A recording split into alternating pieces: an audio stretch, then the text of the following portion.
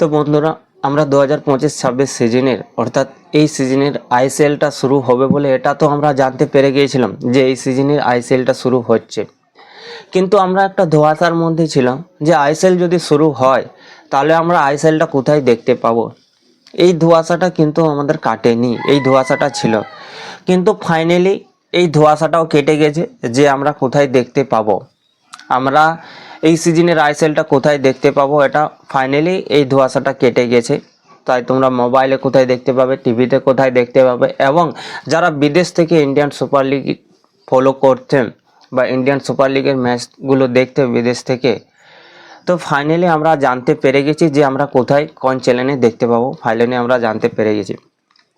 তো আজকের ভিডিওতে যাওয়ার আগে আমার চ্যানেলে যদি কোনো নতুন এসে থাকো, চ্যানেলটি সাবস্ক্রাইব করে নাও, কারণ এই চ্যানেলে তোমরা Indian football related video update পারবে, ফুটবল রিলেটেড কন্টেন্ট তোমরা আপডেট পেতে থাকবে। তো প্লিজ তোমরা সবাই চ্যানেলটি সাবস্ক্রাইব করে আমাকে সাহায্য করো তোমাদের সামনে এরকম কন্টেন্ট নিয়ে আসার জন্য। তো এখন বলি, আমরা তো জানতে পেরে গিয়েছিলাম বন্ধুরা যে 2025-26 সিজনের আইসিএলটা হচ্ছে, কিন্তু আমরা এটা জানতে পারিনি তখন যে আমরা আইসিএলটা কোথায় দেখতে পাবো।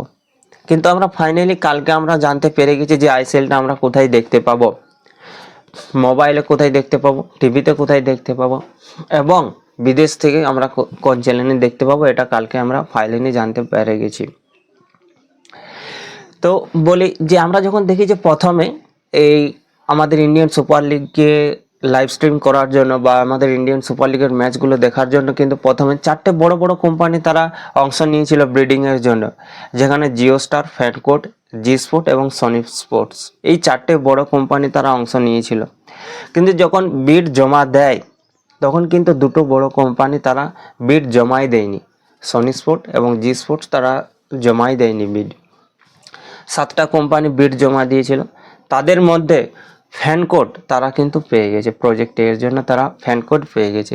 আর ফ্যানকোডে আমরা ওটিটি প্ল্যাটফর্মে আমরা দেখতে পাবো, মানে যারা মোবাইলে খেলা দেখতে ভালোবাসো, যারা কাজের ফাঁকে খেলা দেখতে ভালোবাসো, বা হয়তো কোথাও গেছো তোমার সামনে টিভি নেই। এখন আমরা জানি যে দুটো জায়গায় খেলা দেখানো হয়, একটা স্মার্ট এবং একটা ঘরে কেবেলের মাধ্যমে দেখানো হয়। তো ওটিটি প্ল্যাটফর্মে তোমরা কিন্তু দেখতে পাবে ফ্যানকোডে। তার জন্য যথেষ্ট একটা চার্জ লাগবে ফ্যানকোডে। আমরা দেখেছি যে ফ্যানকোডে খেলা দেখানো মানেই একটা চার্জ তারা কাটে। তো ফ্যানকোডে তোমাদেরকে চার্জ দিয়ে আইএসএলের ম্যাচগুলো দেখতে হবে। হয়তো তোমরা যে 90টা ম্যাচ হবে সেই 90টা ম্যাচের জন্য তোমরা তা একসঙ্গে কাটিয়ে নিতে পারো, একটা টপ আপ মারতে পারো, বা সিঙ্গেল ম্যাচের জন্য টপ আপ মারতে পারো ফ্যান করে, এরকম একটা থাকবে। কিন্তু যদি জিও স্টার পেতো, জিও যদি হটস্টার পেতো তাহলে সবারই ভালো হতো, আমাদের গরিবদের জন্য, বড় লোকদের জন্য সবারই ভালো হতো, যে একটা বাজেট মতো, মানে কম বাজেটে আমরা ভালো কোয়ালিটির খেলা দেখতে পেতাম। কিন্তু এটা না যে ফ্যান কোডে একদম বাজে কোয়ালিটির খেলা দেখতে পাবো আমরা, বা সেরকম আমরা দেখতে পাবো না, এটা না। কিন্তু মোটামুটি আমরা ভালো খেলা দেখতে পাবো ফ্যান কোডে, কারণ ফ্যান কোডে আমরা দেখেছি আমাদের যে ইন্টারন্যাশনাল ম্যাচগুলো, আমাদের যে ন্যাশনাল ম্যাচগুলো, ইন্ডিয়ার ম্যাচগুলো, সেই ম্যাচগুলো কিন্তু আমরা ফ্যান কোডে দেখতে পেয়েছি ম্যাচগুলো। বা আমরা আরও বড় বড় লিগগুলোর ম্যাচও দেখতে পেয়েছি, বুন্দেসলিগা, লা লিগা ম্যাচগুলোও কিন্তু আমরা ফ্যান কোডে দেখতে পেয়েছি। যে এতটা যে খারাপ কোয়ালিটির খেলা দেখাবে তা না, মিনিমাম একটা বেটার কোয়ালিটির খেলা দেখাবে, কিন্তু হ্যাঁ জিও স্টারের মতো দেখাতে পারবে না। কারণ জিও স্টার যে কোয়ালিটিতে খেলাটা দেখাতো, তাদের কাছে যতগুলো ক্যামেরা ছিল ফ্যানকোডের কিন্তু ততগুলো ক্যামেরা নেই। কিন্তু হ্যাঁ 10টা ক্যামেরার কিন্তু আছে, 10টা ক্যামেরার দিক থেকে 10টা অ্যাঙ্গেল থেকে কিন্তু ফ্যানকোড খেলাটা দেখাবে। কারণ ক্লাবদেরও ডিমান্ড যে যেখানে খেলাটা দেখাবে, যারা খেলাটা দেখাবে সেই কোম্পানিটা যেন ভালো হয়, যেমন ভালোভাবে খেলাটা দেখাতে পারে। যদি ভালো খেলা না দেখাতে পারে তখন কিন্তু সব ক্লাবগুলো একজোট হয়ে কিন্তু এর উপর প্রোটেকশন জানাবে যে খেলার কোয়ালিটি ভালো দেখাচ্ছে না, জানাবে। কিন্তু যথেষ্ট ভালো কোয়ালিটির খেলা দেখতে পাবো আমরা ফ্যান কোডে। তো এরপর বলি যে টিভিতে তোমরা কোথায় দেখতে পাবে। তো এখনো পর্যন্ত কনফার্ম হয়নি যে টিভিতে তোমরা কোথায় খেলাটা দেখতে পাবে, এখনো পর্যন্ত যে এই চ্যানেলে তোমরা খেলাটা দেখতে পাবে এটা কিন্তু কনফার্ম হয়নি। কিন্তু সনির একটা কোনো চ্যানেলে বা সনিতে তোমরা সনি লাইভ বা সনি স্পোর্টে তোমরা খেলাটা দেখতে পারো।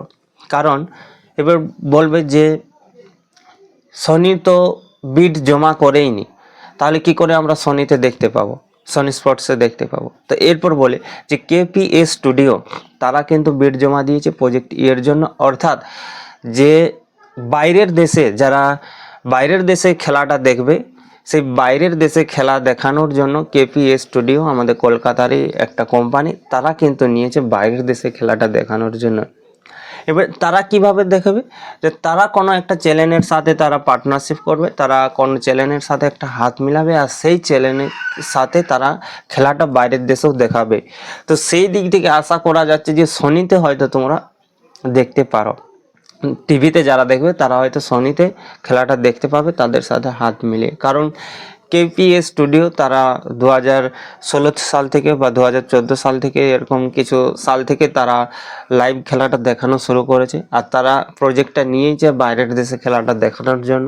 তো তারা হয়তো সনিরই কোনো একটা চ্যানেলের সাথে, কারণ এটাই বোঝা যাচ্ছে যে বা এখনো পর্যন্ত এই খবরটাই পাওয়া যাচ্ছে যে সনির সাথেই তারা যোগাযোগ করছে এবং সনিতেই আমরা হয়তো টিভিতে খেলাটা দেখতে পাবো কেপিএস। তাহলে এখন ম্যান যে দুটো পেয়েছে সেটা হচ্ছে কেপিএস স্টুডিও এবং ফ্যানকোড, এই দুটি তারা পেয়েছে। আর এই মানে বাজেটে, ইন্ডিয়ান ফুটবলের বাজেটে কিন্তু অনেক ধস নেমে এসছে ভাই, মিডিয়া সত্ত্বে অনেক ধস নেমে এসছে। কারণ আগে 10 বছর ভাই পার ম্যাচ 1.5 কোটি টাকা করে পেত এআইএফএফ, এখন পার ম্যাচ পাবে 9.65 লাখ, মানে 9,65,000 টাকা করে পাবে। মানে ভেবে দেখো কোথায় আগে এআইএফএফ টাকা কামাতো আর কোথায় এখন টাকা কামাচ্ছে। তাহলে এখন প্রশ্ন যে এত টাকা গেল কোথায়? আগে পার ম্যাচ যদি 1.5 কোটি টাকার উপরেও পেত, তাহলে আমাদের ইন্ডিয়ান ফুটবল এখনো পর্যন্ত সেই গৌরবটা করলো না কেন, বা সেরকম ফ্যাসিলিটিগুলো নেই কেন? আগে যদি জিও হটস্টার এত টাকা দিত, বা স্পোর্টস 18 যদি এই জিও স্টার যদি এত টাকা দিত, পার ম্যাচ 1.5 কোটি টাকা করে দিত একটা ম্যাচ দেখানোর জন্য এআইএফকে, এখন মাত্র 9.62 লাখ। মানে বুঝতে পারছো কোথা থেকে কোথায় নেমে গেছে। মানে ইন্ডিয়ান ফুটবলের একটা মিডিয়ার সাথে একটা বিরাট ধস কিন্তু নেমে এসছে। আমাদের প্রশ্ন একটাই, যে এত টাকা গেল কোথায়? তো বন্ধুরা, আজকের ভিডিওতে এইটুকুই আলোচনা করার ছিল। ভিডিও ভালো লাগলে অবশ্যই একটা লাইক করে দেবে, চ্যানেলটি সাবস্ক্রাইব করে নেবে। তো দেখা হচ্ছে পরের ভিডিওতে, ততক্ষণ পর্যন্ত সুস্থ থাকো, ভালো থাকো, জয় হিন্দ।